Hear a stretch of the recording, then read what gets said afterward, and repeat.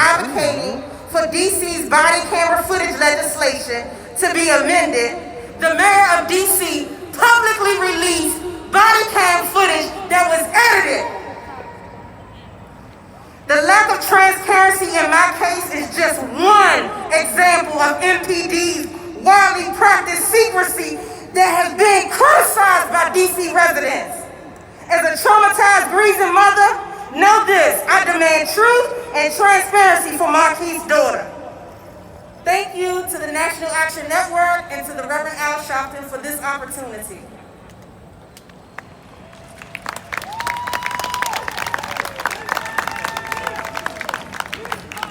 Good morning. Again, my name is Marion Gray Hopkins. Thank you for the opportunity to be with you on this momentous occasion. Thank you, National Action Network, the Reverend Al Sharpton, and Martin Luther King III.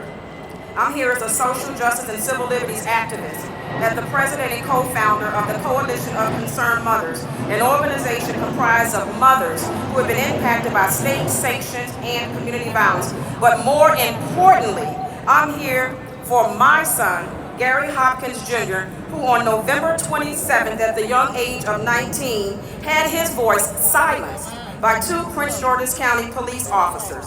The officers were the judge, the jury, and the executioner that night, as we've seen in tens of thousands of cases since Gary's death. There was no justice in my case, as there was with so many others, as we live in a world that we know is systemic racism, white supremacy, and only equal justice for some, definitely not for all. The issue of police and unequal justice for some is we're seeing a lack of accountability with policing terrorism and no transparency. But this issue is bigger and greater than my son.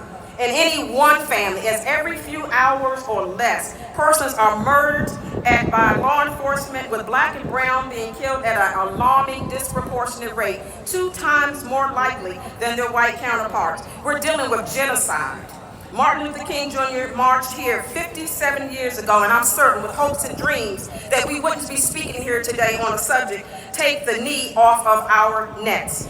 Many local impacted families are here with me on stage today, and I want to recognize them. I want the world to know that we stand united in this fight with the many other impacted families across the nation to say time for change is long overdue.